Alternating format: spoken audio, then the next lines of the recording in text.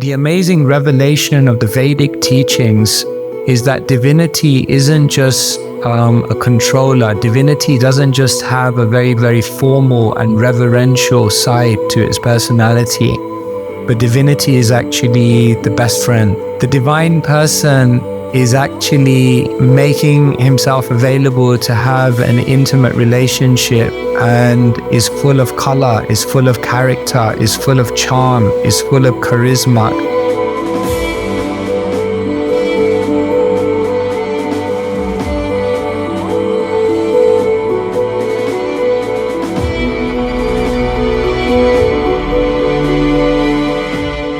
When you go on the spiritual path, you kind of have different initiations, which are like introductions to higher levels of spiritual commitment. So when you take a second initiation, you're known as a dvija. So it means one who's taken two kind of commitments or initiations in their spiritual journey. So it kind of refers to like an ordained kind of spiritualist, a dvija. But there's two other things which are known as dvija in Sanskrit, or twice born. The second one is the teeth. The name for the teeth is also dvija, because you get your teeth and then they fall out, and then you put it under your pillow and pray that the tooth fairy will come, and then they grow again. So the teeth are also known as dvija. And the other thing that's known as a dvija is a chicken. Because a chicken is also twice born, because first the egg comes out of the mother and then the chicken comes out of the egg. So just to give you a flavor of Sanskrit. It's a very beautiful language. All right, so this is the Bhagavad Gita. I'm sure many of you are familiar, maybe some of you not. So this is considered kind of like the Bible of the East. It's one of the oldest books of wisdom in the world. They say the third biggest circulated book in the world. The first one is the Bible, and you'll be happy to know the second one is Harry Potter. So this is the Bhagavad Gita, and it's been read over generations. There's a beautiful quote at the back of the Bhagavad Gita by Mahatma Gandhi. He says, "When disappointments haunt me, when doubts haunt me, when disappointments stare me in the face, and I see not one ray of hope on the horizon, then I immediately open the Bhagavad Gita and I read a verse, and in the midst of overwhelming sorrow, I feel great hope and inspiration." So it's a book which we can go to for hope, for inspiration, for upliftment. When we have questions, it gives answers. When we have doubts, it gives confidence. When we have pain, it gives comfort. And when we're looking for clarity, it gives vision. And when we can't really make sense of things, it really gives perspective. And so it's a book that we go back to again and again. I first read it when I was 15. And I often say this, it was interesting because it was the first time in my life that I read a book. I didn't understand anything, and I was like, this is an amazing book. So it was kind of like, it was interesting because it was like something within me just told me, this is profound. I have no idea what it is, but I'm going to have to be patient and explore. So I did. And nearly 30 years later, I'm still reading the Gita, and it's really nourishing my soul. It really gives me so many insights. And so I just love discussing it with beautiful souls like yourself. So let's do that today. Would you like to give us a number between 1 and 18? 11. 11, okay. Okay, wow, you picked the technical chapter. Can you change that? No. Let's go. No, let's go with it. Let's go with it. Let's go with the lamps. Just give me a second. I can't remember. Okay, 55. Okay, would you like to give us a number between 1 and 55? Yeah. No, behind you. 42. 42. Okay. Wow, you guys really giving me a hard one today. Okay, let's see where we are. Okay, wow. All right. Sometimes like, why did I get myself into this? Okay, so let me give you some context. The Bhagavad Gita is 18 chapters long, and it's a conversation between Krishna and Arjuna. Arjuna almost represents the soul in this world that has questions, that has confusions, the soul that sometimes has an existential crisis. Sometimes we're in a point in our life where we're kind of like not sure, who am I, where am I going, you know. Recently I spoke to someone, he was like, how old are you? I'm like 43. He's like, you're in the zone. I said, what do you mean? He said, midlife crisis. Because people usually have a midlife crisis about this time. So Arjuna was almost having a midlife crisis. He was really questioning who he is, what his purpose is. And so he began to ask Krishna a bunch of questions about identity, about success, about happiness, about life and its meaning, suffering, so many things. And in the course of the conversation, Arjuna kind of began to realize that Krishna is more than just a teacher, that Krishna is actually the supreme divinity, the kind of the source of everything in this world. And so he kind of goes through these different emotions. You know, like sometimes you know someone and you kind of, later on you realize their greatness. You kind of just like rub shoulders with them, you're kind of friends with them, and then later on you realize, oh, this guy's a big person, you know, like, my God, I didn't realize.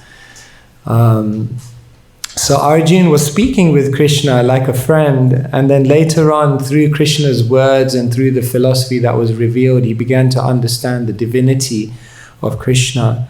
And so, in the 11th chapter, Krishna kind of like says, oh yeah, actually Arjuna, you're right. I'm not just your friend, I'm not just your charioteer, I am actually the divinity that everyone is actually searching for. And so this chapter is called the universal form, because what Krishna the speaker does is he kind of gives a display of his divinity. And Arjuna realizes like, wow, this is, Krishna is a big person. So this chapter is really, really famous. I don't know how many of you watch Oppenheimer. Did you, anyone here watch Oppenheimer?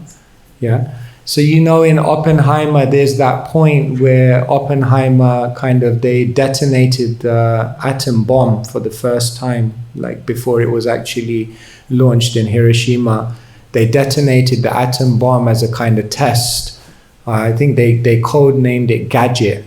And so he was in the test control center, and they pushed the button and the atom bomb was detonated for the first time ever. And when he saw that atom bomb detonated and that mushroom cloud, you remember that famous video, then what he did is he actually quoted a verse from the 11th chapter of the Bhagavad Gita that we're reading right now. And that verse is where Krishna says, time I am the destroyer of all the worlds. And so Oppenheimer had studied at Harvard, and he was like a Sanskritist. He learned Sanskrit, and the Bhagavad Gita was one of his main kind of go-to inspirations. So he remembered this verse from the 11th chapter of the Bhagavad Gita and realized these nuclear weapons, they're going to destroy everything. He was like, I have no idea what I've just created. I don't know what the future of the world is. But too late, it was already done. And then later on, that bomb was dropped at Hiroshima and Nagasaki for the first time. All right, so on that light note of introduction, I told you picked the intense chapter. What can I do, you know? Okay, so this is Krishna, this is Arjuna speaking to Krishna, divinity. Okay. Shall I do the Sanskrit? Would you like to hear the Sanskrit, how it sounds? Okay. Saketi matva prashabham yaduktam he Krishna he Yadava he Saketi ajananta mahimanam tavedam maya pramadat prayamena vapi. So that was a bit high. Okay. This is the translation. So Arjuna is speaking to Krishna now. Thinking of you as my friend, I have rashly addressed you, O Krishna, O Yadava, O my friend, not knowing your glories. Please forgive me for whatever I may have done in madness or in love. I have dishonored you many times, jesting as we relaxed, lay on the same bed, or sat or ate together, sometimes alone and sometimes in front of many friends. O infallible one, please excuse me for all those offenses. So what does this mean for us today? So basically, Krishna and Arjuna are having a conversation, and it's a conversation between the soul and God. In the world today, there are people who have different opinions on God, whether God exists or not, whether God is a person or not, whether God is active and alive in our life or not. So the ancient scriptures of the Vedas, they explain that God has many features, divinity has many features, and in those features, divinity interacts with us in different ways. Most of the world knows about divinity in a very formal way, in a way in which divinity is approached with great reverence, with great respect. If we look at most of the world religions, then the way they approach God or divinity is in the mood that divinity is the supreme controller, the Father. The amazing revelation of the Vedic teachings is that divinity isn't just a controller. Divinity doesn't just have a very, very formal and reverential side to its personality, but divinity is actually the best friend. The divine person is actually making himself available to have an intimate relationship, and is full of color, is full of character, is full of charm, is full of charisma. The famous German philosopher Nietzsche, he said, I will only believe in a God who knows how to dance. It's an interesting statement, because for him, what most of religion and what most of depictions of God in the world of theology are, is that God is a very, very serious, God is a very, very strict, and God is a very, very, it's almost like quite a sterile concept of God. And the beautiful thing about the Vedic scriptures is that they reveal another side of divinity. That divinity is actually very, very personal, and that one can actually connect with the divinity in a very, very beautiful, intimate way. And so, in this chapter of the Bhagavad Gita, Arjuna is looking at Krishna, and for most of his life, he's just been dealing with Krishna in a very, very friendly way. Almost like a very, very natural way, like Krishna is my friend. Not knowing that Krishna is actually that divine person. And then later on, he comes to know that Krishna is the actual source of everything. And what immediately then begins to happen, as we're reading in this verse, is he begins to think then that maybe I did something wrong. I thought you're just like my friend, but now I realize you're so much greater. But later on, Krishna actually says to Arjuna that no, I actually relished your intimacy, I relished your friendship, I relished having that non-formal relationship with you. And this is very, very deep, that spirituality really, really comes alive when we're able to experience relationships of love. And the most beautiful relationship of love that we can have is love with the divine person. But in order for that love and that natural flow of spontaneity to exist, to some extent we have to go beyond the formalities of God. And this is the whole process of what we call bhakti yoga. Yoga means to connect with God. And so all theologies in the world are connecting with God in different ways. But bhakti yoga, which is really the heart of the Bhagavad Gita, is the process by which we connect with God in a way that is the most natural, the most intimate, and the most satisfying.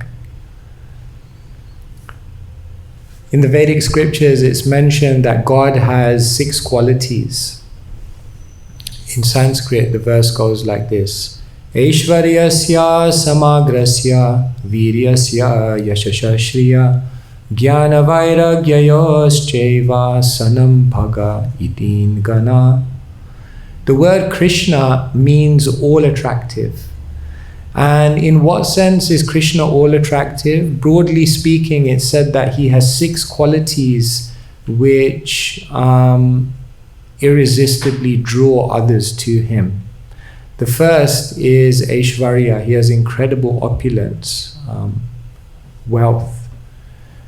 Virya means he's incredibly strong, influential. Yasha means he's famous. Shri means he's beautiful.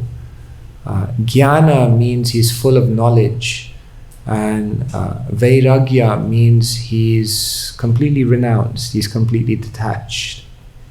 And if we think about in this world, our relationships and what draws us to other people is usually a combination of one or more of these, 1, 2, or 3, or 4, or 5 of these qualities.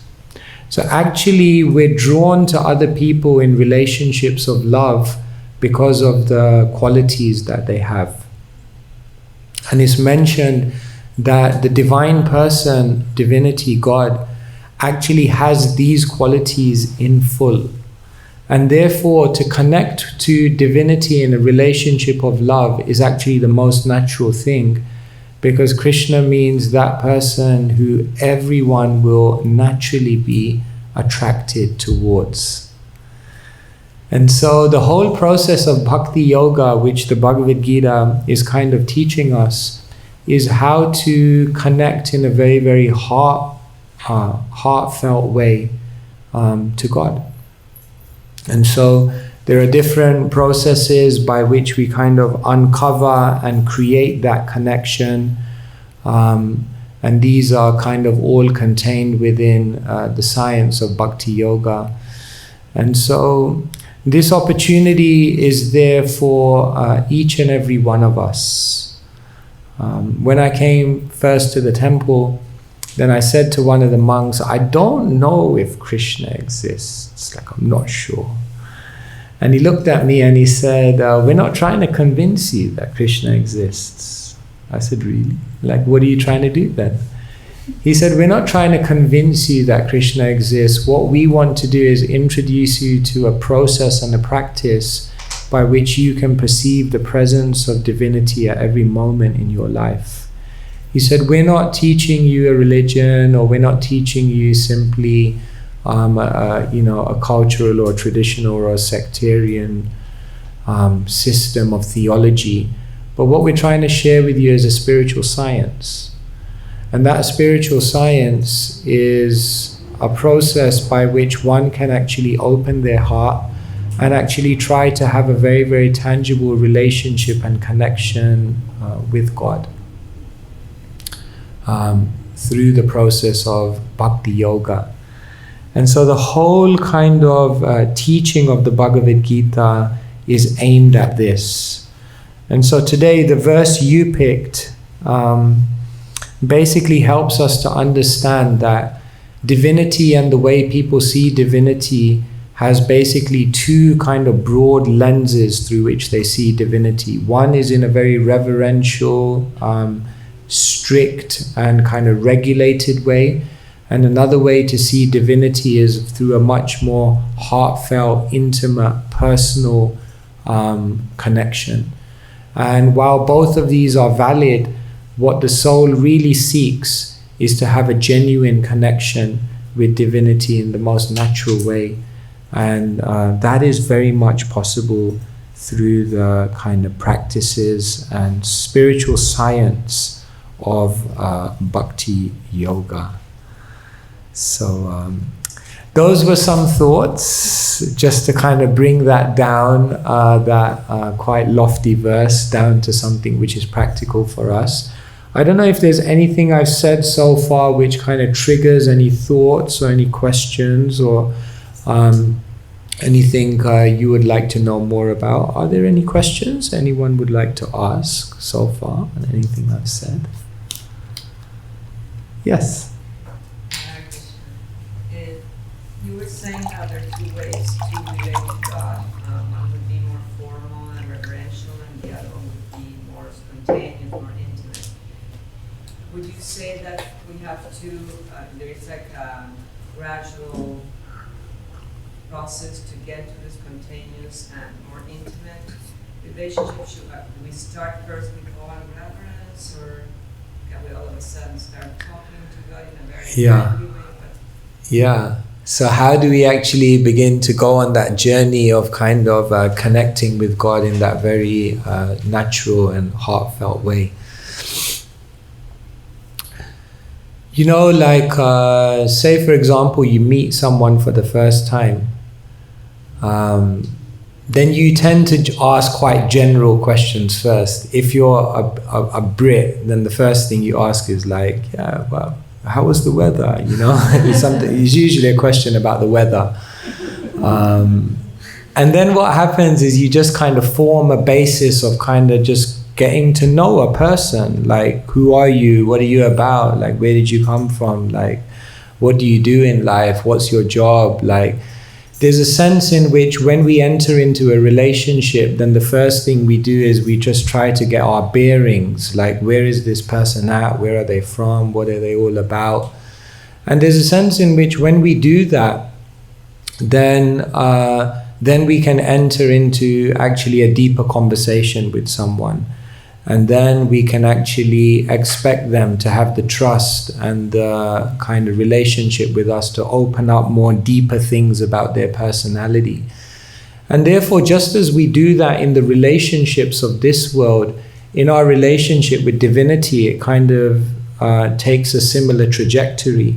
That what we do when we're trying to enter into understanding, like, is there a supreme person beyond this world? We begin to try to just understand basic philosophical truths about that divinity, how they act, how they interact with this world. And then what happens is, as we appreciate and as we grasp those aspects, then we can kind of go into kind of deeper and deeper understandings of God. And so yeah, this is a kind of a progression that we go on. So it's interesting, what happens is that in the transcendent realm, where souls enter, to kind of exchange love with divinity, it gets so intense, it gets so personal, that they begin to forget about all the formal aspects of that divinity, and they just enter into a more heartfelt exchange. So yeah, it's interesting. They're what we call transcendental atheists, because they connect with divinity in a kind of sense where they don't see divinity as divinity, but they just kind of connect. Sometimes I say there are different types of atheists in this world. Like, one type of atheist is a default atheist, someone who just doesn't believe in God because they've just never really thought about it. Another type of atheist is a philosophical atheist, someone who says, no, Big Bang, evolution theory, life from chemicals, God has been explained out of the equation. So they try to philosophically explain God out of the equation, philosophical atheists. Then I say there are emotional atheists, people who disbelieve in God, not necessarily because it philosophically makes sense, but because maybe something bad happened in their life, or because they had a bad experience with religion, and therefore emotionally to accept the idea of a God is too much for them. So emotional atheists. And then I say that another type of atheist is a psychological atheist. They're the people who say they believe in God, but then in the way they interact with the world and others, they're actually ignoring divinity and ignoring people's spiritual essence. And then I say there are transcendental atheists, those in the spiritual realm who reach a certain level of spiritual realization in which they connect with divinity, but they almost overlook the divine status of divinity and they just connect in a very, very natural way. So this is the horizon of atheists. Like that. Hope that helps. Anyone else? Yes? Hare Krishna. Oh, this is the Modern Yogi podcast. Yeah. Check them out on Instagram. They're amazing. I found it interesting that it's about monk mistakes, and then we randomly picked a verse about Arjuna making mistakes, which is interesting. My question is about mistakes, and like, how do we, as devotees trying to get closer to divinity, like forgive ourselves for the mistakes that we make on this path? Because this world has so many shiny distractions and so many things that screw us up on that path. And then you're kind of like, oh, like, does Krishna even want to like hang out with me if I'm making all these mistakes and chasing after all these shiny pennies? Thank you so much. That's such a good question. Yeah, so we make mistakes on our journey. They say to err is human. And sometimes we give ourselves a hard time. We're like, my God, like, we make mistakes and we just think like, will I ever make it? Will divinity ever look at me in the same way? And we kind of deprecate ourselves sometimes. So how do we deal with our own mistakes?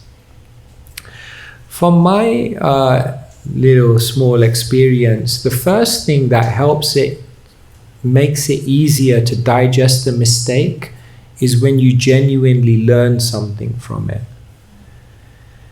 Sometimes what happens is we make a mistake and we get so like caught up with like, oh, I can't believe I made that mistake. What am I going to do now? What am I going to do now? When we could actually just spend some energy saying like, what am I going to learn from that? And how am I going to move forward from that? Then even in that mistake, there's a certain satisfaction that comes because you're like, it was worth it because I moved on. I'm better now. So I think the first step in digesting and accepting our mistakes and not allowing it to kind of draw us into a very kind of kind of self-deprecating mentality is, number one, we just have to learn something from it. And when we genuinely learn from our mistakes, my experience is we don't feel as bad about them because we're like, that was worth it. Right, so I guess that's the first one. I think the second thing that helps us in our mistakes is that we always need good people around us because it's difficult to see the picture when you're inside the frame. And this is why relationships is so important, to have like people around you who can actually give you perspective to your own journey and how what you may perceive to be something in a certain way could actually be seen from a very, very different perspective or angle. And so in my life, I found that that's really helped as well, to like have people around me. They say one of the greatest gifts you can have in your life is someone in your life who has more faith in you than you have in yourself. And I felt like after some time in my life, I found people like that, and it just took my life to another level. So I would say that's another thing that helps, like as we encounter mistakes in our journey. And I think the third thing is to reflect on our life and see our ability to recover from mistakes. They say, for example, like when you, like say for example, you have an injury and you have a scar. Then when you look at that scar, what that scar can do is one of two things. Either it can remind you of a very painful time in your life, or that scar can remind you that I had a very painful time in my life, but I'm still here to tell the tale and I lived through it. So the scar can be kind of, you can see it in two different ways. It can either show you that, you know, oh my God, life is full of pain, or it can show you that I'm strong. I survived. And so in the same way, a mistake can kind of tell you that, okay, you know, oh, I'm weak, I get distracted, I get deviated, I'm no good. Or a mistake can tell you that, you know, despite that, I'm still here and I'm still on the journey, and that means I have resilience, I have staying power. So yeah, I guess these are some things that help us get through those mistakes and grow from those mistakes. Yeah, some thoughts. Thank you. Nice question. Anyone else have anything they would like to ask, either on this topic or even anything generally on your spiritual journey, whether there's anything? Yes? I like what you said about seeing God in every moment of your life. Yeah. Can you speak on seeing Him when you're grieving or when you receive terrible news or when life gets really, really hard? Yeah, so when life gets hard, how can we try to understand divine goodness in that moment? How can we see that there's a benevolent personality who's behind that, who is there and who's attentive and affectionate and caring? Of course, this is one of the biggest challenges we have. People ask the question, why do bad things happen to good people? Which really means, why do bad things happen to me? Because I'm a good person. And we wonder, sometimes it causes us to doubt God. And so what I tell people is, when something bad happens in your life, seemingly difficult, so imagine this is the bad in your life, then there are 3 responses that can help you to see divine goodness. One is try to look at the good around the bad. What tends to happen in our life is something bad happens, and then we almost become like a telescopic vision on that one bad thing, and we fail to see all the other beautiful things that are there. Gandhi once said, I complained to God that I never had shoes until I met someone who never had legs. And so one thing we try to do is we try to look at the good around the bad. Response number 1. The second thing we can do is try to look at the good which could be coming from that bad. Oftentimes when we look at our lives and we look back, then we see that the most challenging, the most uncomfortable, the most difficult times were the times when we grew the most, because we grow out of adversity. The uncomfortable situations actually deepen our wisdom, rearrange our priorities, awaken gratitude. So many gifts we gain from the difficulties that we go through. So the second thing we have to try to do is not judge everything in the moment, but try to understand what's the longer story and what could this lead to? How could this gift me in my life? So the second thing we do is we try to look at the good which comes from the bad.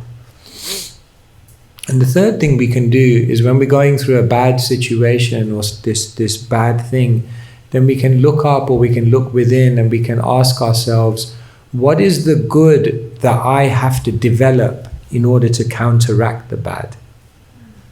Every time something bad happens, it's an opportunity for us to consciously develop something within our character which will help us to deal with that situation. There's the famous cartoon where the person is looking up at God and saying, God, change my situation. And God's looking down at the person and saying, but I sent that situation so you change yourself. And so we can see that every situation is kind of inviting us to develop ourselves. Like if someone's in a gym and they're lifting a dumbbell, there's 2 ways to make it easier. Either you can take the weight off, but oftentimes if you can't take the weight off, the only way to make it lighter is to increase your muscles. And so we can't decrease the weight of life, but we can increase our inner muscles. And sometimes resistance is the only way you develop muscles. Like I could say, I'm gonna do 100. And it's great, but there's no resistance here. When there's resistance and you lift, that's when you develop character. And so, number one, look for the good around the bad. Number two, look for the good that comes from the bad. And number three, look for the good that you're being called to develop, which will counteract the bad. And in that way, we can say, not everything in life that happens is good, but something good can come from everything that happens in life. And when we make that adjustment, then we begin to see, wow, divinity is kind. You know, like we have this kind of experiment where we say, is the cup half full or half empty? Now you can't see, but it is half. So is it half full or half empty? So they say the optimists say half full, the pessimists say half empty. But perhaps the spiritual perspective is that it's completely full, half with water and half with air. And so like sometimes we get into this kind of mentality of life where I'm only trying to see the good and I'm going to be optimistic. But maybe the bad is also good. Maybe the bad is also part of life, part of learning, part of living. And so we don't need to just kind of say, yeah, it's half full. No, it's completely full. Because that other bit that you feel is not contributing is actually contributing in a very powerful way. It just requires a shift of vision. Anyway, easier said than done. Here he says it in front of a mic, and then you have to go out there and you have to live it. And that's why the Gita is so powerful. It's like, in one sense, when we come to an event like this, we may not always hear groundbreaking things. It was like, yeah, I know that one. I saw it on an Instagram post. It was good. Thank you for reminding me. The real question is, how much can we live with this vision? How much can we begin to interact with the world, interact with others, and genuinely imbibe this conscious state? That's really what defines a spiritualist more than anything. That their vision actually changes. So that's why we keep discussing it, hoping of one day going. Some thoughts. Thank you. Yes. Is everything good in life is good karma, is everything bad is bad karma? Or is there something between? Is everything good karma and everything bad karma? Yes. Yeah, that's one way of seeing it. Another way of seeing it is that all karma is good. Another way of seeing it is that all karma is bad. All three of those perspectives could be true from different. It's like, for example, if I say to you, who came first, the father or the son? It's not a trick question. The father, obviously. Wrong. Because until the son was born, he wasn't a father, he was just a man. So first the son comes, and then he's a father. Right? Agree? Agree? Wrong. The father and the son, they're born simultaneously. So here we could have three different statements. The father comes before the son, correct. The son comes before the father, correct. The son and the father come at exactly the same time, correct. And they're all absolutely opposing, correct. And there's no issue, correct. See? So, is karma good? Yes, there is such a good thing as good karma. You know, people receive. There's 4 broad ways in which you receive good karma. You can now do a karmic analysis, karmic medical report. There's 4 broad ways in which you know someone's got good karma.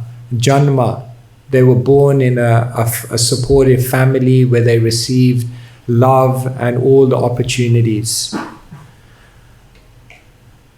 Aishwarya, money, opulence, comfort just comes to them. Like some people just get money without trying. Most guys. Shruta, one has incredible like intelligence and cognitive ability. Shri, beauty. If someone has these things, they're good karma. Good karma. So are these are good karma. Everyone's looking for these things. So we can say it's good karma. And then bad karma is the opposite of all of those things. So there is such a thing as good karma and bad karma. In another sense, you could say everything is good karma, because everything can be used to elevate your consciousness, even the bad karma. So in one sense, everything is good karma, even the bad stuff. And in another sense, you could say everything's bad, because people get all this good stuff and then they ruin their life from it. They get all this money and then they ruin their life. So it actually can imprison you and degrade you. So I guess, yeah, it's like that, you know. And therefore, actually, the whole kind of thrust of spirituality is to go beyond karma. Because karma is implicating one way or the other, whether it's good or bad. And therefore, the best thing Krishna tells Arjuna in the Bhagavad Gita is to try to enter into a life where you actually transcend that duality, that spirituality. Is that okay? Thank you. Yeah. Sure. I was wondering if you could please speak about your experience of how your character grew over the years of practicing this. Yeah, thank you so much. Yeah. Well, I guess this was billed as the monk's mistakes, so maybe I should really quickly tell you the 4 mistakes that I was going to share with you. I'll just do it really quickly. There are some mistakes that we make in life which are like, oh no, boom, it happened, and you're like, oh no, I made a mistake. And there are other mistakes in life which you kind of have been making, like, but you weren't really conscious of it, and then at one point it just dawned on you like, this is wrong, I shouldn't be doing this. So the 4 mistakes that I felt I was going to share with all of you today are these. Number 1, I call it helpless means hopeless. Number 2, judgment blocks improvement. Number 3, creativity with consistency. And number 4, disconnect to connect. So these are the kind of 4 broad mistakes I felt I made in my life. I'll explain each one. The first one, helpless means hopeless. I felt for a lot of my life, I thought I could do it alone. That I don't really need the help of others. I got it under control. I got the knowledge. I know what I need to do, and I just need to get on with it. And so what I did for a large portion of my life is I walked the spiritual path in a community, but didn't really take any coaching or any mentoring or any kind of guidance from more mature people. And at one point in my life, I realized this is a mistake, because nobody is self-made. I think some of it was pride, like I got it under control. Some of it was maybe shyness, like I don't want to bother someone else with my own life. And I think some of it was just fear, like I don't want to let anyone, because they might tell me to do something I don't want to do. And so for a large part of my life, I never took help from others. And later on, I realized that that is actually the greatest gift if we have empowering people in our lives. If you're surrounded by people who kind of help you to dream more, to do more, to be more, to just go further, that kind of company is very empowering. And so I felt this was a big mistake I made for a lot of my spiritual journey, which stunted my growth. helpless. Without help, you don't get hope. And without hope, you can't make much progress. So that's the first one. The second one was judgment blocks improvement. What I realized after some time of observing myself is that I was projecting my own personality on other people. I had certain abilities, I had certain aptitudes, I had a certain personality, and I almost was going intuitively through my life expecting everyone to be the same and judging everyone by my character, and not seeing them as individuals who have their own abilities, who have their own struggles, who have their own way of approaching things. And therefore I feel like in my life I became very judgmental of others, and I feel like in that judgmental attitude I never improved, they never improved, and our relationship never improved. And so over time I began, number one, learning to kind of avoid making judgments on people unless I really needed to. And number two, when there was a sense of a need to make a judgment on someone's personality, to really try to speak to them, to really try to understand them, to really try to be personal with them. And number three, instead of just judging people, to kind of see that I can also be an active participant in helping them to be better. Because when we judge people, we just place them at a certain level and we say, you are there. But actually, according to spiritual teachings, we have the ability to also contribute and help people in their lives. One German writer says, treat a person as they are, and they'll remain as they are. But treat them as they can and should be, and they'll become what they can and should be. So we also have the opportunity to be an active contributor in other people's lives. So I feel like that was another big mistake. Judgment blocks improvement. The third one was creativity with consistency. I feel like one of my strengths in my life was like I'm super consistent most of the time. I'm probably going to mess up now tomorrow after saying that. But I'm the kind of person who can do the same thing like every day, like wake up at the same time, eat the same food, like have the same schedule. I just love it. I love consistency. But later on in my life, I realized that consistency without creativity doesn't bring you to your full potential.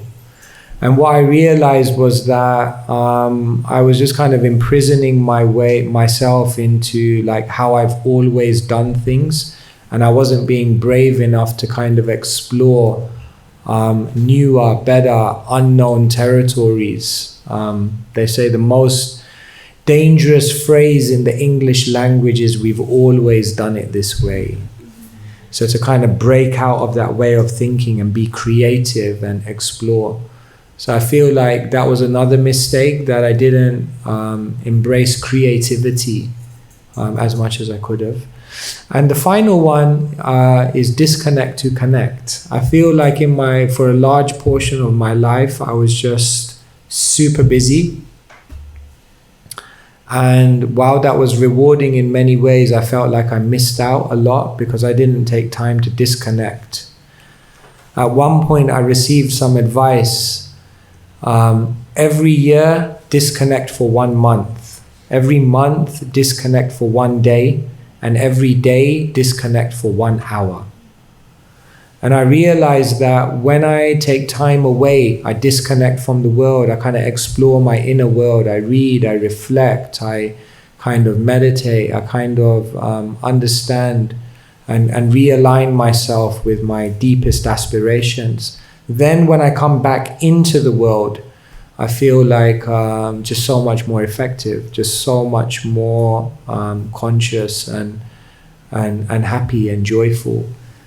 And so sometimes I realized after a long time I wasn't taking time to disconnect, and that was a big mistake because I felt like I could have done better things in the world if I had taken that time away.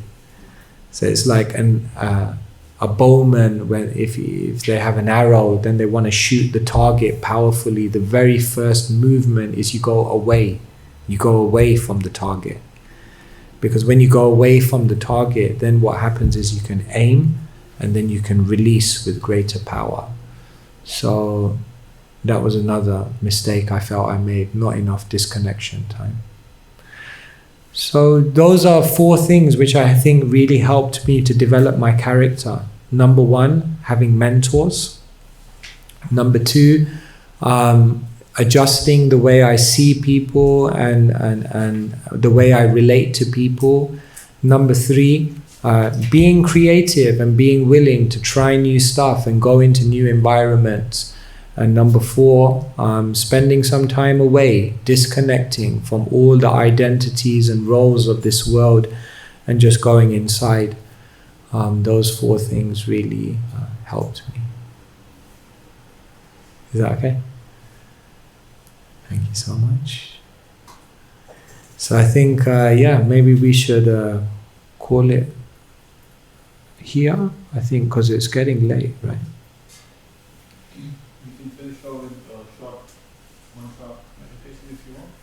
Okay, sure. Yeah. So thank you so much, everyone, for being here. Really appreciate it.